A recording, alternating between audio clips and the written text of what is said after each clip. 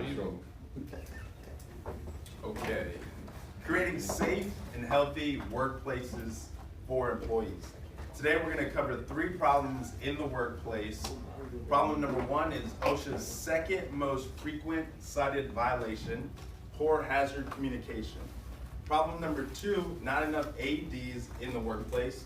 Problem number 3 is ergonomics, unhealthy employees. We're also going to cover a call to action to find a solution for all 3 of these problems. Problem number 1, poor hazard communication is OSHA's number 2 most cited violation. Know your rights. By law, employees are entitled to know what they're working with when it comes to chemicals, how the chemicals can harm them, and how to protect themselves. This is where the material safety data sheets come in, MSDS for short. Employers are required to train their employees how to understand and read the material safety data sheets even in their own language. The material safety data sheets provide valuable data such as the melting point, the boiling point, and also appearance and odor. We're going to take a closer look at some of the key sections in the material safety data sheets that are essential for employees in the workplace. Section 4 is your first aid measures. If a chemical comes in contact with your eyes, your skin, you inhale it or ingest it, Section 4 will have all the first aid procedures. Section 5 is fire and explosion. What measures to take to extinguish a fire during the combustion of a chemical. If there's a fire or an explosion due to a chemical, this will tell you how to put out that fire with the proper fire extinguisher. But let's be real, if there's a fire or an explosion, we're just gonna get out of the building. We're gonna let the firefighters put out that fire. So Section 5 is really for the firefighters. Section 6 is response measures for cleanup. If there's a spill of that chemical, Section 6 will tell you how to properly clean it up. Section 7 in the material safety data sheets is proper storage, minimizing the release. Section 8 in the material safety data sheets is personal protection. Each manufacturer has a recommended personal protection for those chemicals. So if you're an employer and you want to recommend the proper gloves for your employees, Section 8 will tell you what gloves to wear. If you're an employee and you don't know what goggles or respirators to use, Section 8 will give you the proper PPE to use. Section 9 is all physical properties of the chemical, such as the freezing point, the boiling point, and if it's a corrosive chemical, the pH balance. Section 10 is stability and reactivity. Section 13 is disposable considerations. And Section 14 is transportation information. It is illegal to transport certain chemicals without having the proper placards on the vehicle. A call to action: if you're an employee and employer, you need material safety data sheets, contact Cintas First Aid and Safety Division, and they can help you with the safety management tool for assistance.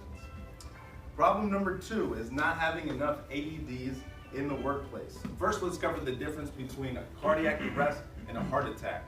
Think of your body as a house, okay?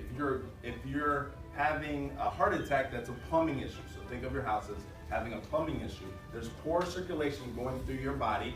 There's not enough blood that's circulating through your body. There's an artery, there's a clog, something's wrong with the plumbing, and that's how you have a heart attack. Cardiac arrest is an electrical problem in the body. So think of your house where the electricity goes out, the power goes out. In your body, the lights go out. So how do you get the power back in your body? Well, you use an automated external defibrillator, AED, and CPR. Every year in the United States, 350,000 people die because of cardiac arrest. 2 out of 3 are men. Within 4 to 6 minutes, irreversible neurological brain damage can start to take place. CPR and AED within 5 minutes, survival rate is 39%. CPR and AED within 3 minutes, survival rate jumps up to 74%.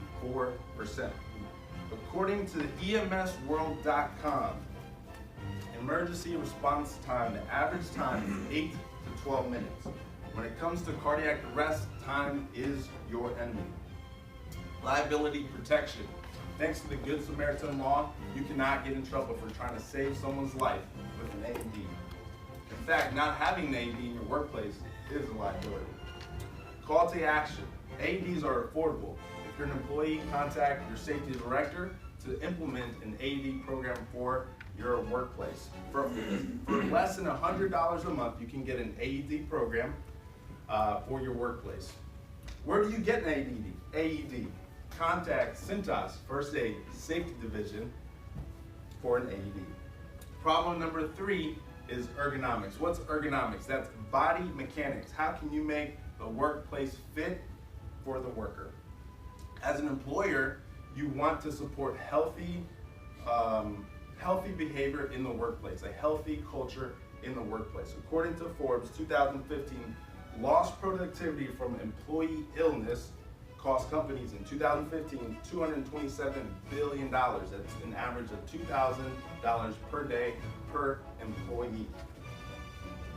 Bad ergonomics results in carpal tunnel, back pain, stress, over drinking, too much sitting down, too much fast food. All of these factors lead to unhealthy employees.